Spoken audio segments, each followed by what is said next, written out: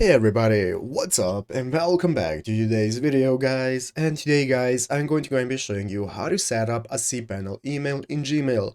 This is a very simple thing to do, so make sure to watch this quick and easy video till the very end and follow my steps correctly so you can make sure this works the same for you and you can do this yourself. But yeah guys, let's get straight into it. So the first thing you want to do is to go ahead and open up the official cPanel website right here, cPanel.net if you're not already, and after opening it up, you'll be greeted by this main page right here in the upper right corner. You can get started managing your account. So you have your account section where you can go ahead and get started registering for a new account if you do not already have one. And if you have one, just go ahead and log in. And after logging in successfully, you can get started setting up cPanel on your personal computer. So once you have set it all up and open it up, you will be greeted by this dashboard right here, which is your cPanel, where you can access everything from your email to your files and databases. And basically, guys, your email addresses are going to go ahead and be right here in the email accounts section. So everything you're going to need is in the email account section. You can open it up and there you can add new emails that you want to use. You can manage your emails, edit them, and so on. And now we're going to go ahead and follow this article right here.